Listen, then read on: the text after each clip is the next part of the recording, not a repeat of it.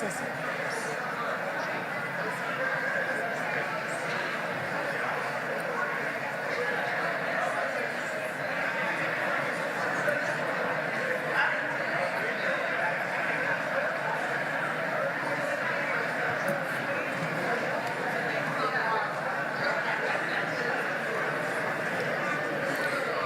and gentlemen, good evening. I'm hoping that as we brief tonight, we'll start to get warm in our hearts as we know that the journey is almost to an end. As we promised earlier in the day that we'll come and do a brief. This is the final brief for today, for this evening. Once we've briefed, we'll be coming back tomorrow just to see where we are in terms of updates for this particular process. Definitely on the ground, IEC officials are hard at work to ensure that they're wrapping up, results are being counted, so we are nearing to the end. A warm welcome once more again. We'll be updating on the results announcement. If I may ask, I'm not sure how to say this in a nice way. People on the cross, we have got a little bit of interference or people walking about. If I may ask Asharas, David, can you please assist us in lowering the noise? It's a little bit disruptive so that we get on with the business of the evening. Tonight I'm joined by the General Manager for Electoral Operations, Mr. Grenville Abrahams. He's going to give us the lowdown of the numbers where we are. We're looking good and better than we think. So Grenville, as we update, we need a little bit of a sweet nane, something that tells us we're almost there. So please come and give us an update and let's see where we are. Thank you very much.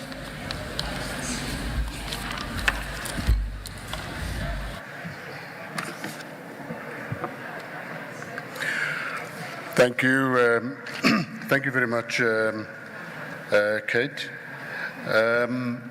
Members of the media, you've been staring at the boards whole day and seen how they have gradually trickled. And tonight we've seen somewhat of a burst, and we hope that that continues. On the leaderboard, the results that have made available constitute about 34.5%, as you can see. But I want to announce to you to say where we are now, currently, at 8 p.m., we have 55.65% of the results captured and in the system. Now, the reason why we do not see all of them on the board is because of the fact that our focus is accuracy, and as earlier explained, to achieve accuracy, we have various processes. The first one being the capturing of the result slip as received after being checked, the scanning of the same result slip as an image matched to that capture, and then the auditing thereof. And those processes, with the lags in between it, give rise to the fact that we have 34.5% of the results reflected on the board, but in the system at various stages, we do have 55.65. Now, I think the focus for us, and you would probably, if you did not understand elections, have now received a short course on elections, going through these processes. Starting out, there was the readiness and the preparation, which we kept you informed about. There was special votes for 2 days, and then there was voting day that we all labored through. The total election, all of that activity, including your campaigning and your votes that you've garnered, is now being reduced to results and in the form of a result slip, which is going through this capturing process.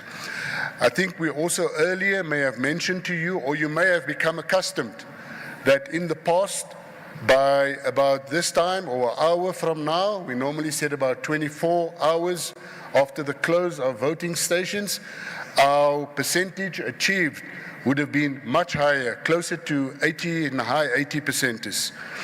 Now, we did expect that we would take a bit longer this year, and to that extent, we did share with you in earlier media briefings as a result of that we had planned to have our results announcement on a Sunday, and normally we would have it on a Saturday, but if, however, we do complete in time, that we would still be able to meet that date. So we had made provision for this.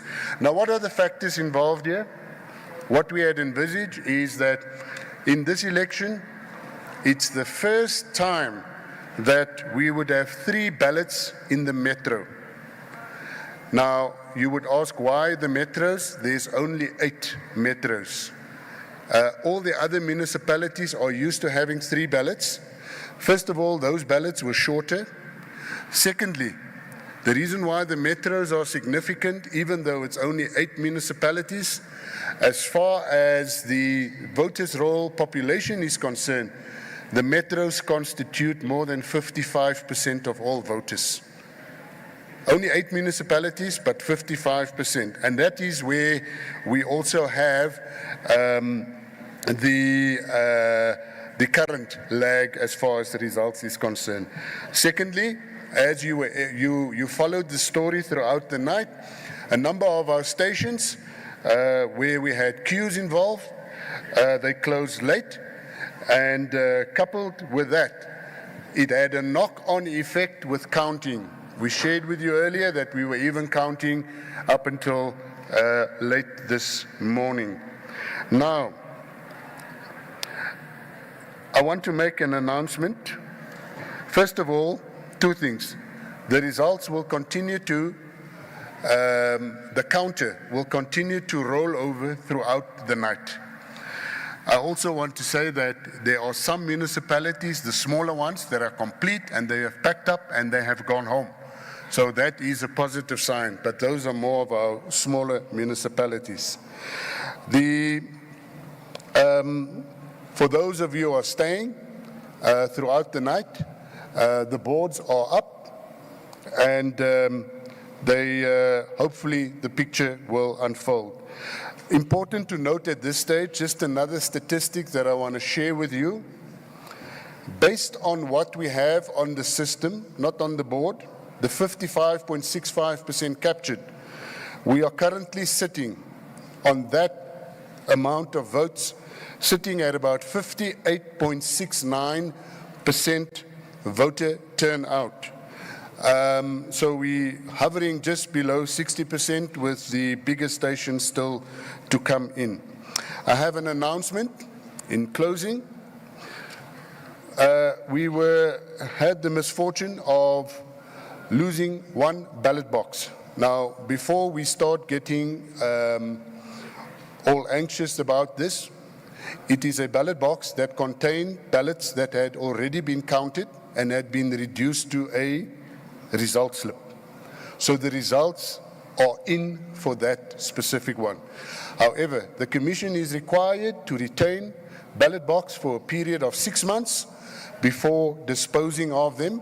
So we are quite eager to get back that ballot box so that it can go into storage. It was apparently transferred on an open vehicle, and by the time we got to the destination, we discovered that that ballot box has been gone. But I wish to emphasize, those votes has been counted and they have been recorded on the result slip. I thank you.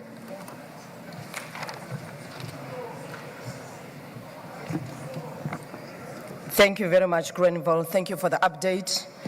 Indeed, the 55% is a beautiful sweetener. After a long day of watching the screen, I'm going to open the floor for questions. We're still counting. We're not staying here the whole night. We just popped in, update, and then we go back to counting. So I'm going to take only a few hands, then we're out of here. May I request those who've got the microphone, please? Let's start this side. There's a lady next to you. Thank you. Thanks very much. Rebecca Davis, Daily Maverick. Mr. Abrams, you've said now, and it says on the IEC website, that voter turnout is looking at about 58.7%.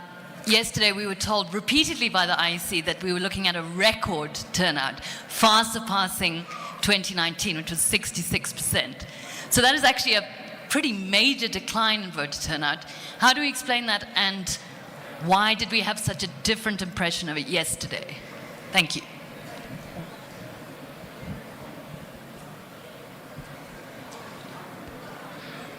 Second and third line. Second and third line. Yeah. Thank you. I'm Hawalo Magolego from UFM. You know, at the end of the special votes, the chief electoral officer said there was a clear agenda to undermine the credibility of this election. And having said that, after that, there have been so many errors on your side, including this one of losing a box. Does the commission still want to stand by that allegation that there's a clear agenda? And if so, how do you qualify it? Because it's a serious allegation, particularly considering that you have recorded so many mishaps on your side. And I'm not saying that they were not credible, but those instances took place, including people being turned back under questionable circumstances. Thank you. Yeah. Hello, my name is Paul. I just want to find out if you guys are in a position to give us the breakdown or the completed counting on provincial, like the provinces, like you did with national. Is it Say that possible? again. Please confirm. Let me hear. Okay. Please repeat the question. Okay. Are you in a position to give us the completed percentages on provinces? Thank you. Okay.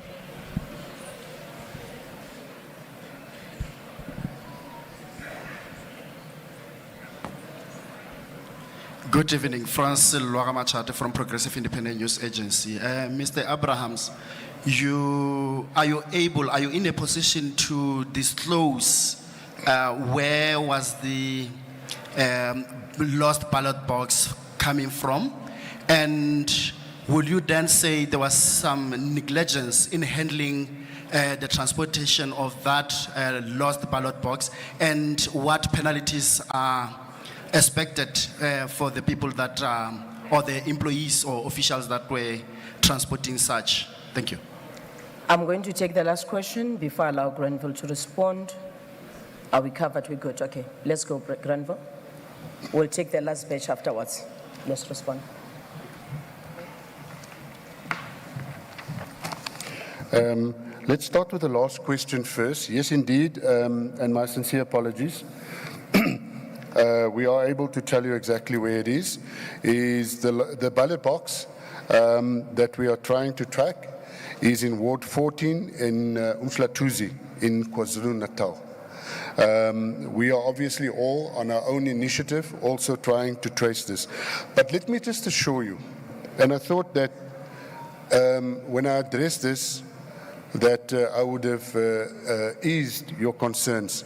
It is inexcusable, first and foremost, and it's not something that we plan for, to find any election material lying around, immaterial of whether it means anything. So if it's even an IEC booklet or an empty ballot box or even a chair, and I've seen some of these things on social media, we find a piece of furniture, it's IEC branded, and then we seem to associate that with the election being compromised. I did emphasize that on this matter, the results, those votes in the ballot box, it was counted. It was recorded on the result slip. So the value is the result slip at the end of the day. However, for sake of completeness, it is important for us that we get that back and place it into storage. As far as negligence is concerned, we do not believe that is the case, but if indeed so, then obviously we would need to investigate further on this matter. How do we explain the decline? I am not aware if it was mentioned that we are looking at record turnout.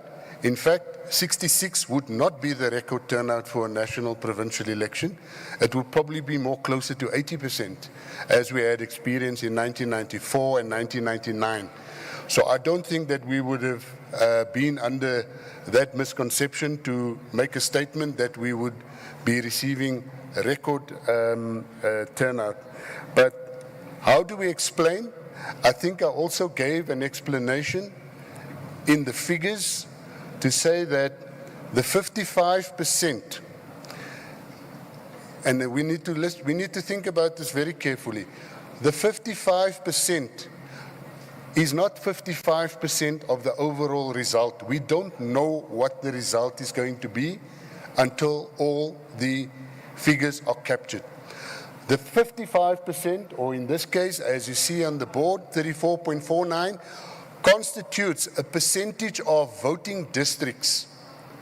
And the voting districts that are in are the ones that are smaller, that are closer, probably more rural. I think earlier when we showed you maps, we probably colored in the whole of the Karoo. We colored in the whole of the Northern Cape, except for the Uppington, Kimbling areas, because it's sparsely populated places and it's small numbers, which means counting goes faster, and it also means that capturing would be first in the queue. So it's still early days. That figure could still, depending on what the turnout in the bigger VDs, and more specifically in the metros, as I mentioned, constitutes about 50% of our voter population. Errors, and I think this one also related to the ballot box. Yes. The allegation that, you know, and I don't want to keep on saying this, we don't plan for losing a single ballot box. We don't plan for a single ballot or a ballot book to be lost. But look at it in the context. We have just under 23,000 voting districts. And in this election, we would have probably have had 3 or more ballot boxes. So it's more than 100,000 ballot boxes. I'm not trying to make excuses, but I'm talking here about a single ballot box. And I don't think that under the circumstances that we could regard that as an error, given the fact that elections are never perfect, but we plan and we strive towards that. The provincial percentages, we can surely make that available at the cross. Someone can assist you, and we can provide you the voter turnout as well as the capture percentage for each and every province. I thank you.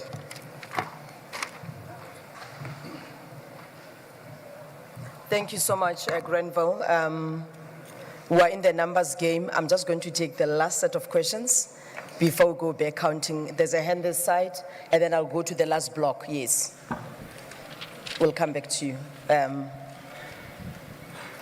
Stacey? Thank you. It's Natasha Perry here again from SABC News. Mr. Abrams, do you get a general sense that there's or is there great appreciation of how enormous the task of preparing for elections is? I mean, this time around, you guys printed 90 million ballots. You've had 3 ballots at the voting stations, more voter education. Yeah. So do you get that sense from the public and political parties? Thank you. Yeah. Thank you very much. Good evening. My name is Ngosko Namalinga from Power FM.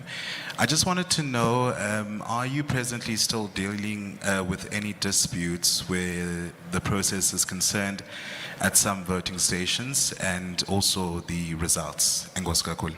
Thank you. Aviwem Dila from ENCA. Mine is just about the people that turned away. Of course, some of them stayed in the queues up until the early hours of the morning. Are you not worried about those that couldn't stay in the queues and turned and went home and then didn't practice their democratic right to vote? Can I take the last question from here? Thank you. Oh, okay. Granville, I'm going to take, I think I'm covered. We'll get your question. I've noted it. Yeah. Okay. Why this mic, Mara, you control? All right, all right. I've got one question from this side. I've got 2 last questions from this side. Then we'll be covered. Okay. Thank you, Kate. I'm sorry, I got the mic before you I thought handed so. over to me. I My thought name so. is Sam Kokeli. Could I please ask, from the IEC, if there is anything in this election that has gone wrong in how the IEC sees it, and if there is any area of managing this election where something has gone wrong, where the IEC takes responsibility. Let me put then one thing to you for right of reply, please, with regards to budgeting. The National Treasury has released a statement. It states that it's not true that the IEC's budgets were cut in context of this election. In fact, the IEC got money, 250 million rands, where its budget cuts were reversed at the beginning of the year. It also got to keep a whole lot of money, 1.5 billion rands, and furthermore, 350 million rands was made available to the IEC. In conversation, it was put to the IEC, if the question was asked if the IEC needed money for this election, and the IEC did not make any specific requests for further funding for this election. Could the IEC deal with that, please? Okay. I've got two hands from this side, and then we're done here. Salaino Makwidi here from Salau Media. My question also touches a bit on funding. On the ground, did you feel the impact of the budget cuts that the IEC has had to endure in this year's election? Okay. Pitso Malamane, Kaya News. In ensuring that there's no anxiety, are we in the position as the IEC to give assurance to South Africans when are we going to end or stop counting? When is counting coming to complete? Thank you. Okay. I'm taking the last round and then I'll be closing. Thank you. Isak du Plessis, in this spot, in connection with the question earlier asked regarding people that had to turn around from the voting stations, people that were registered and had the confirmation that they were registered, coming at the voting station, nothing is there, everybody tells him they can't help them up to senior level. Can you please react to that? Okay, we'll do that. Thank you very much, Grenville.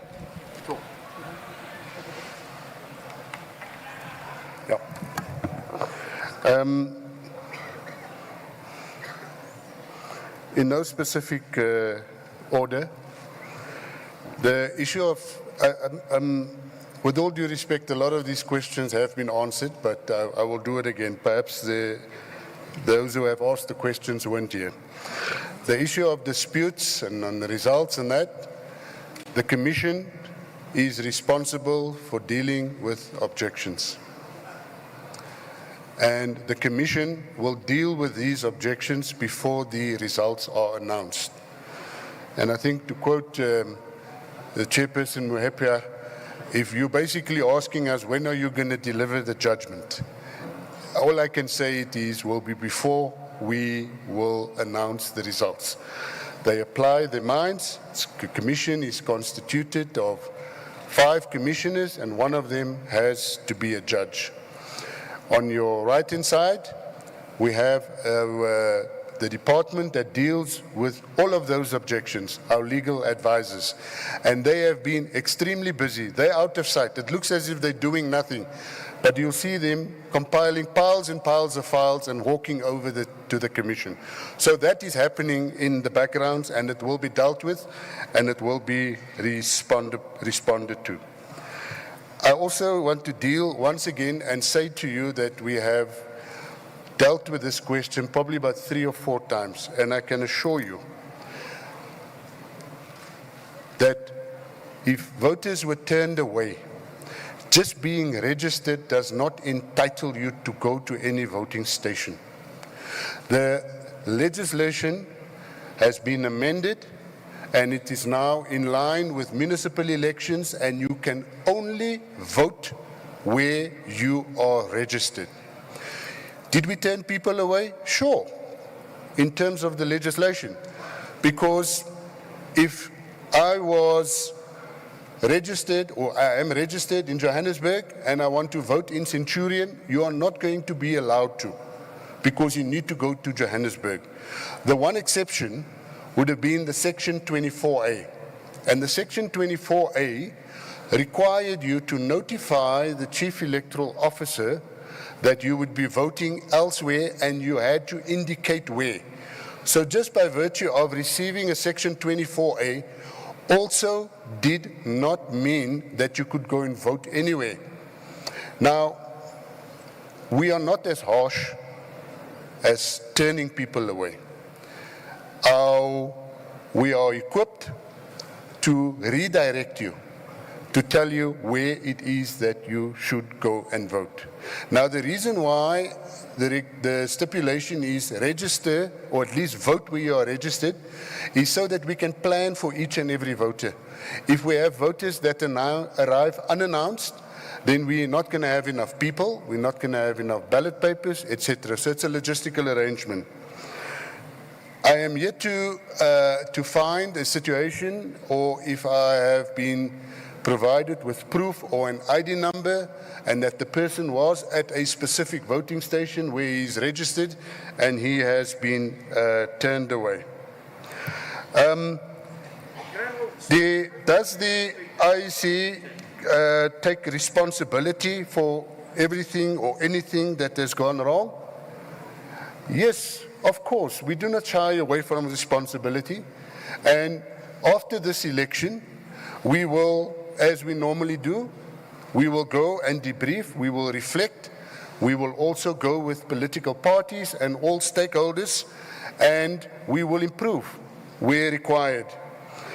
The issue of budget, suffice to say that as all other state-funded institutions, we work within the MTF, and we have to work with what we are given.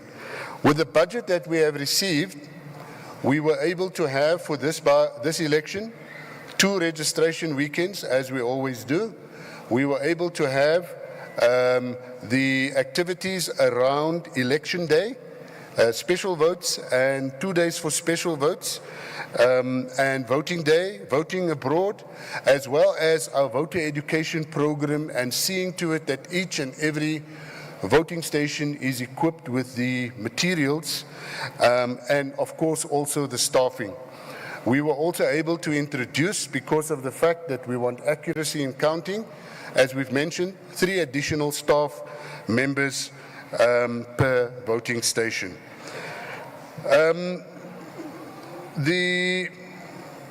When is counting coming to an end? I think that,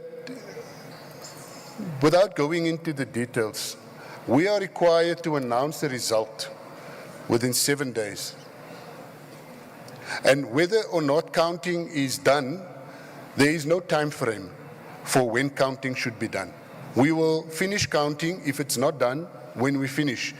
But the one thing that we will be held accountable to is that we need to announce the results within 7 days of the election. And when we count in the presence of party agents. Just lastly, the question that Natasha asked,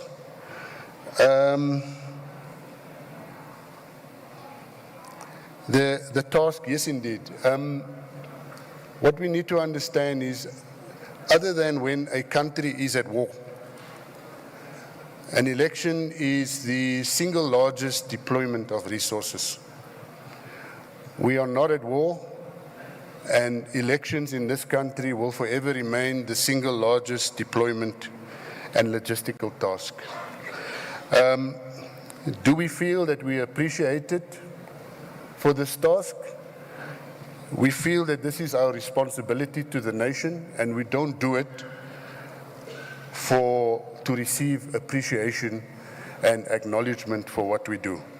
What we do want at the end of the day is to see that our work is reflected in a peaceful transition from one regime or parliament to the next, and that it also unites us as a country. Successfully in past elections, and we hope it does the same, that there's an initial boost once we have a free and fair election, irrespective of who the winners or losers are, whether it's economic, whether it's in other ways, whether we get more focus from the rest of the world. And that, I think, for us, the fact that we can assist this country, that we are all a part of, I think that in itself is enough appreciation for this organization. I thank you. Randall, sorry, answer my question. You were just honest about my question. You cannot walk away. Can I engage with you on the bilateral? Thank you. No. You are supposed to be here, not right. Ladies and gentlemen, on that note, I bring this press briefing to an end. I'll allow Grenville to take to do a bilateral with the gentleman. Any other information are available on our platforms. You can send WhatsApp, you can send emails. We're available to the nation. We've got social media platforms as well that are available to South Africans, and we have been responding accordingly. We'll see you tomorrow. Let's watch the screen. That's where the results are coming. Thank you very much and good night.